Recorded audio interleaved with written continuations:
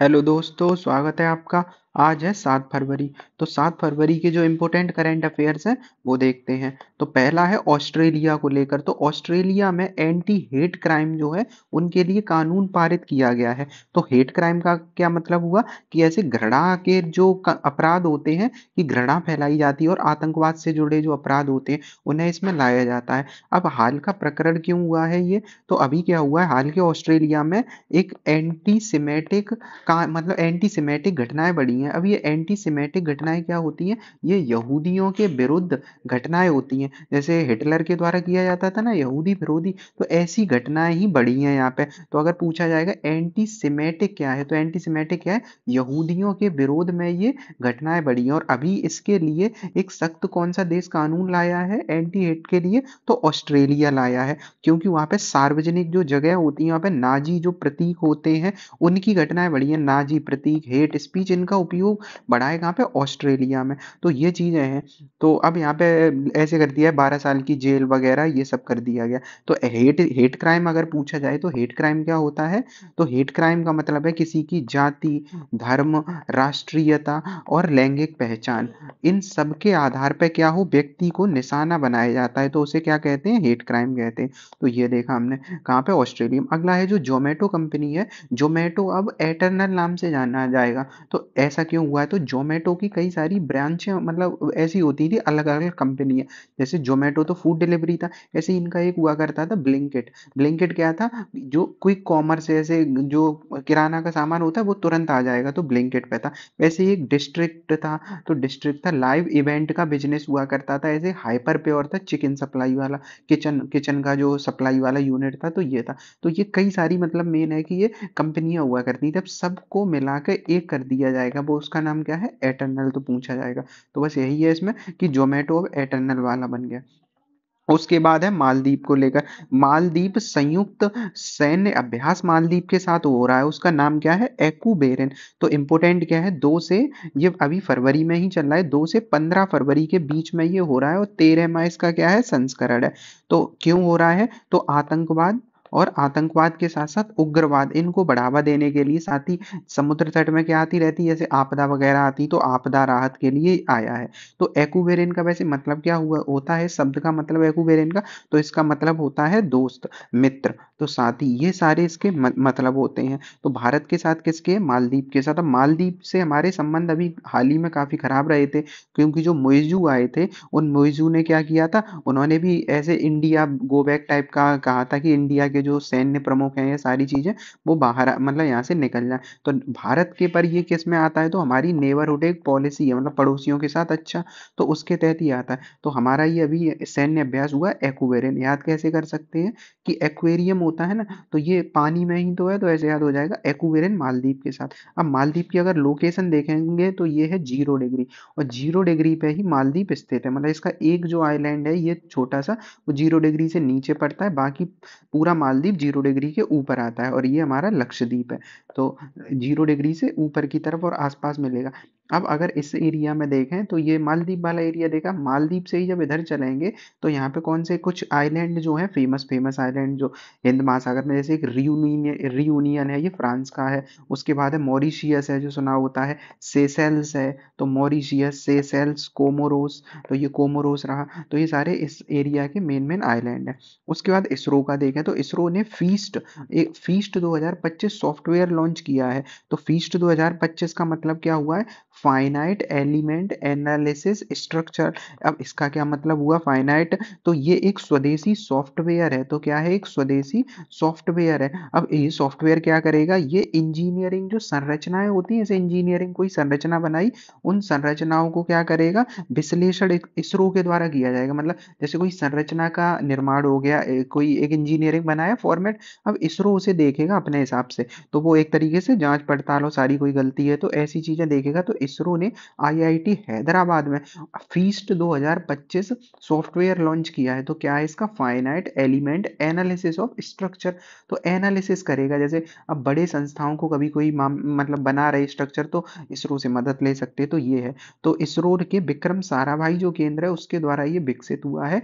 इस सॉफ्टवेयर के अभी 4000 लाइसेंस धारक हैं। ऑटोमोबाइल, सिविल, मैकेनिकल इंजीनियर, इन सब में ये उपयोग हो जाएगा। तो लॉन्च क्या हुआ? आईआईटी हैदराबाद में फीस्ट 2025 लॉन्च हुआ है। विकास किसने किया? विक्रम साराभाई वाले ने। तो विक्रम साराभाई अंतरिक्ष केंद्र ने। उपयोग क्या है? औद्योगिकी, जो इंजीनियरिंग उद्योग है उसको बढ़ावा देना है, जैसे कार, ऑटोमोबाइल, इन सबको बढ़ावा देना, भवन बनना है, पुल बनना, इन सब में अब क्या हो जाएगा? इसरो मदद कर सकेगा। उसके बाद मशीनें हुई, ये सब में। तो ये याद रखना। एक तो स्वदेशी कंप्यूटर है। अगला है आकाशवाणी को लेकर। तो आकाशवाणी के एक वरिष्ठ समाचार वाचक हुआ करते थे वेंकट रमन, उनका क्या हो गया है? निधन हो गया है। तो ये याद रखना है, वेंकट रमन आकाशवाणी के एक वरिष्ठ हुआ करते थे। अब फेमस क्यों है इतना, ये चर्चा में है कि ऐसे तो कई सारे होते। तो 1947 जब 15 अगस्त को देश आज़ाद हुआ था, तो इन्होंने ही तमिल में भारत की स्वतंत्रता की पहली खबर पढ़ी थी।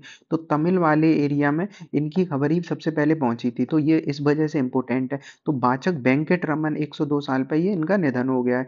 तो क्या था? तमिल 15 अगस्त 1947 को इन्होंने क्या दिया था? समाचार वाचन किया था उस टाइम। तो ये इम्पोर्टेंट रहेगा। इसके बाद अगला है 8वां ग्लोबल बंगाल बिजनेस समिट। तो हर एक राज्य में बिजनेस समिट होते रहते, उत्तर प्रदेश में भी अभी नोएडा में हुआ था। तो ये ग्लोबल है, पर तो 8वां global Bengal business summit Kolkata में हो रहा है। अब यहाँ पे बड़े बड़े लोग आ रहे हैं, जैसे अंबानी है, सज्जन जिंदल है, तो जिंदल वगैरह ये सब आ रहे हैं क्योंकि ग्लोबल समिट है। तो ये इंपॉर्टेंट रहेगा। यह समिट झारखंड के मुख्यमंत्री हेमंत सोरेन, भूटान के मंत्री भी इसमें आमंत्रित हैं। तो बाकी सारे उद्योगपति हैं जो आ रहे हैं। तो क्या इंपॉर्टेंट है? ग्लोबल बंगाल, ग्लोबल जो समिट हुआ है बिजनेस का, कहाँ हुआ है? बंगाल में। तो ये है बंगाल में, कहाँ? कोलकाता में। उसके बाद है जम्मू कश्मीर को लेकर। जम्मू कश्मीर में वाटर शेड यात्रा हुई है। और वाटर शेड यात्रा का मतलब हुआ है जल जल संरक्षण और जलवायु परिवर्तन के प्रति ये एक जागरूकता बढ़ाने के लिए। तो क्या हुआ? जलवायु परिवर्तन और जल संरक्षण के लिए ये क्या है? जागरूकता बढ़ाने के लिए वाटर शेड यात्रा है। तो ये इंपॉर्टेंट रहेगा। कहाँ स्टार्ट हुई है? जम्मू कश्मीर में। तो 2400 किलोमीटर की यात्रा है, लगभग 5 लाख लोग तक ये इसके द्वारा पहुंचाया जाएगा। पहुंचाने का मतलब वही होता है, 5 लाख लोगों तक क्या करेंगे? उन्हें जागरूक करेंगे, जो कुछ गतिविधियां की जाएंगी तो उन्हें जा जाके क्या है? जागरूकता फैलाना है। तो ये हीरानगर कठुआ जिला है जो वाटर शेड यात्रा। तो कहाँ से स्टार्ट हो रही है? हीरानगर कठुआ जिला। कहाँ पे? ये जम्मू कश्मीर में। तो जागरूकता फैलाना, पारिस्थितिक तंत्र को मतलब वही इकोसिस्टम को सही करना और जल का संरक्षण करना है, क्योंकि नाम ही है क्या? Water shade. तो कहाँ स्टार्ट हुआ 2025 में? जम्मू कश्मीर में। उसके बाद है अगला ट्रांसजेंडर के लिए। तो ट्रंप ने क्या किया है अभी? तो अभी ऐसे विवाद होता रहता था कि जो ट्रांस लोग होते हैं, ट्रांसजेंडर लोग, वो किस कंपटीशन में होते हैं। तो कई बार जो मेल होते हैं वो फीमेल कंपटीशन में भाग लेते हैं। तो इस वजह से अभी ओलंपिक में भी विवाद हुआ था। तो ट्रंप ने क्या किया है? एक अधिनियम लेके आए हैं, उसके द्वारा ट्रांसजेंडर महिला और लड़कियों के पर महिला खेलों में प्रतिबंध लगा दिया है। तो ट्रांसजेंडर जो महिला खेल में शामिल होते हैं, वो महिला खेलों में प्रतिबंध लगा दिया गया। तो यूएसए में ट्रांसजेंडर महिला, और इसके लिए क्या हुआ? आदेश लाए। तो ऐसा पूछा जाएगा किस देश में ऐसा लाया गया है कि ट्रांसजेंडर लोग अब क्या करेंगे? ट्रांसजेंडर जो महिलाएं होंगी वो प्रतियोगिता में बाहर शामिल नहीं हो सकते। तो कौन सा है? अमेरिका। ये याद रखना है। उसके बाद है ओवरसीज, इंडिया ओवरसीज बैंक। तो इंडिया ओवरसीज बैंक ने क्या किया? अभी 89 में उनका स्थापना दिवस था। उस अवसर पर उन्होंने partnership for carbon accounting, partnership for carbon accounting financials से जुड़ने की घोषणा की है। किसने की है? Indian overseas bank. और जुड़ा किससे? Partnership for carbon accounting. मतलब कार्बन अकाउंटिंग का मतलब क्या हुआ? ये असल में आईओसी आईओबी है। ये क्या है? भारतीय बैंक है। जो ये कैसी है? भारतीय बैंक है। ये जलवायु परिवर्तन, जो जलवायु परिवर्तन होगा, क्योंकि नाम क्या है? Carbon account. जलवायु परिवर्तन की संस्था से जुड़ा भी ये क्या करेंगे? वही काम है इनके। जलवायु परिवर्तन के खिलाफ भूमिका निभाएंगे और ग्रीन हाउस गैसों को क्या करेंगे? मापेंगे और उन्हें कम करने का प्रयास करेंगे। तो जो जो PCAF है उसने ग्लोबल संगठन के रूप में इससे जुड़ेगा और ये क्या कर रहे हैं, जैसे इनने उत्सर्जन में कम भी किया है 2022 में 100 इकाई उत्सर्जन स्तर हुआ करता था इनका, फिर 23 में कम हुआ, अभी 80 के आसपास है। तो मेन है कि इंडियन ओवरसीज एक बैंक है, उसके द्वारा किया गया है PCAP, मतलब partnership for carbon accounting financials में शामिल किया हो गए हैं। उसके बाद देखें अगला है जीरो पॉवर्टी स्कीम की पहली नियुक्ति। तो हुआ क्या था, उत्तर प्रदेश में एक प्रोग्राम चलाया गया था जीरो पॉवर्टी, मतलब उन लोगों को जो क्या है पिछड़े लोग हैं उन्हें पूरी सारी योजनाओं के साथ उन्हें जोड़ देना है। अब सारी योजनाएं व्यक्ति को मिलने लगेंगी तो क्या हो जाएगा, पॉवर्टी खत्म हो जाएगी। तो एक तो पहली चीज है कहाँ पे स्टार्ट हुई, तो उत्तर प्रदेश सरकार के द्वारा जीरो पॉवर्टी एक स्कीम लाई गई थी। अब हुआ क्या है, अभी एक लाभार्थी है राम सागर, उनको अशोक लीलैंड ने नियुक्ति पत्र दिया है। तो कहाँ पे, अशोक लीलैंड ने। तो मेन ये तो नहीं आएगा कि किसे मिला है ये, क्योंकि कोई अवार्ड तो है नहीं, केवल एक नियुक्ति है, जॉब मिली है। पर ये इंपॉर्टेंट रहेगा कि जीरो पावर पॉवर्टी स्कीम है वो उत्तर प्रदेश की, और मुख्य सचिव जो है अभी मनोज सिंह, उनके द्वारा इसका शुभारंभ कर दिया गया है।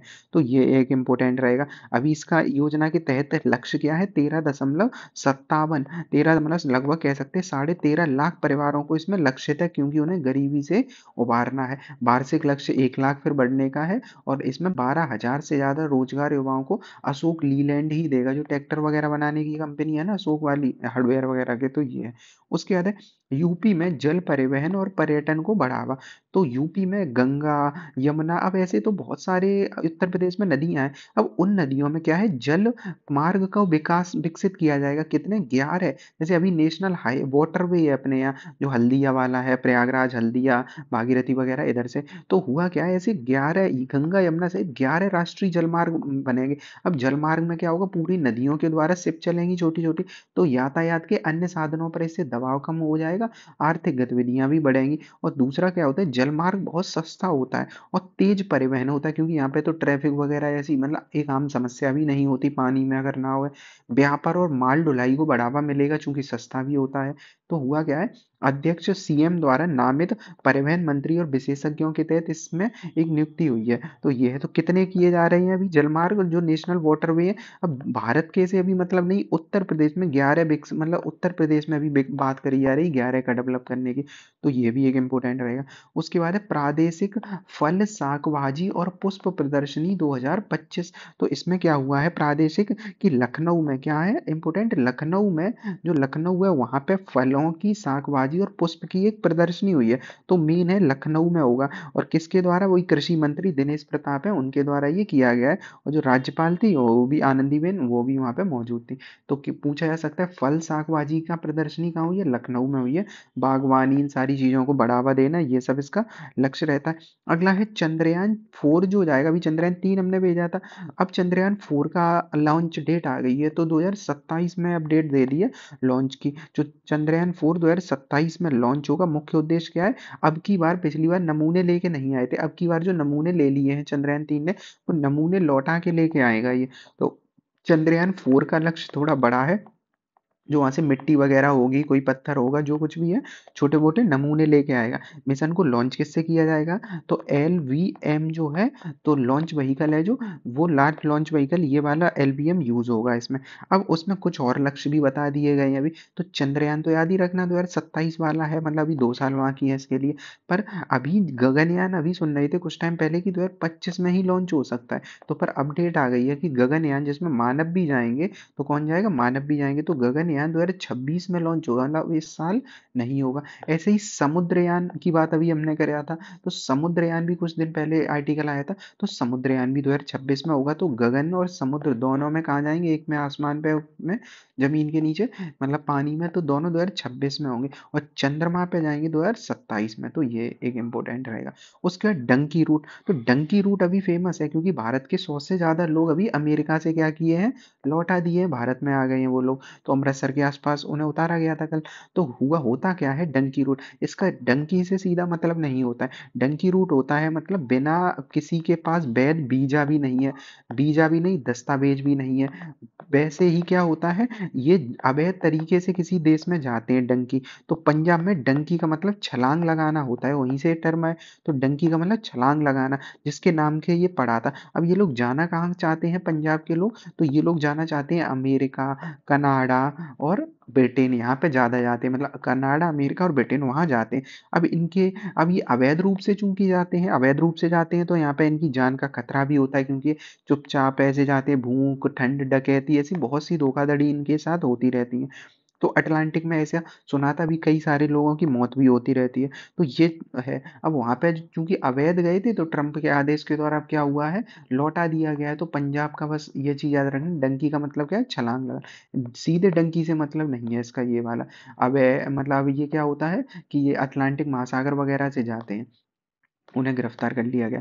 तो है। अब उसके बाद है, अभी डंकी मूवी भी तो आई थी, वो वाला उसी से कनेक्ट कर सकते हैं। उसके बाद है यूएनएचआरसी। अब यूएनएचआरसी से अमेरिका के बाद अब इसराइल भी अलग हट गया है। इसराइल के साथ साथ अभी क्या न्यूज आई है, अर्जेंटीना भी अलग हट गया है। तो यूएनएचआरसी से काफी देश ये अलग हट गए। अब हुआ क्या है कि यूएनएचआरसी जो है मानवाधिकार आयोग है। तो जो मानवाधिकार आयोग है, ये बना कब था, इंपोर्टेंट ये हो जाएगा, क्योंकि अमेरिका, इसराइल और अर्जेंटीना तीन का अलग होना बड़ी बात हो जाती है। तो जो यूएनएचआरसीएस का नाम क्या है, United Nations human right council. तो ह्यूमन राइट काउंसिल है। तो ह्यूमन राइट काउंसिल ये बना कब था, 15 मार्च 2006 को बना था। तो ये ज्यादा पुराना नहीं है, कह सकते कब बना, 2006 को बना। इसका हेडक्वार्टर कहाँ है, मुख्यालय, तो इसका हेडक्वार्टर है जेनेवा में, स्विट्जरलैंड में। तो जेनेवा के स्विट्जरलैंड में इसका मुख्यालय है। सदस्य देश क्या है, क्या ज्यादा सदस्य देश है, नहीं, अभी इसमें केवल 47 सदस्य देश है। उसमें से अफ्रीका के 13 सीट हैं, एशिया पैसिफिक की 13 सीट है, लैटिन अमेरिका कैरिबियन की 8 सीट है। तो ऐसे सीटें दी गई हैं। करते क्या है ये यूएनएचआरसी के लोग, तो ये मानवाधिकार जो होते हैं, ह्यूमन राइट्स, उनका, उनकी रक्षा करते हैं और उन्हें बढ़ावा देते हैं। तो मानवाधिकारों का कहीं उल्लंघन हो तो उन्हें देखते हैं। तो इम्पोर्टेंट रहेगा ये। अब हुआ क्या था कि 2018 में ही जब ट्रंप थे पिछली बार, तब उन्होंने तभी से मतलब ये कह दिया था, ये तो एक पाखंडी टाइप की संस्था है, तो इसे छोड़ देंगे। तो छोड़ दिया था। फिर बाद में ये अभी सरकार चेंज, मतलब अमेरिका में ट्रंप की सरकार नहीं रही थी। अब क्या हुआ है, ट्रंप दोबारा से आ गए, छोड़ दिया।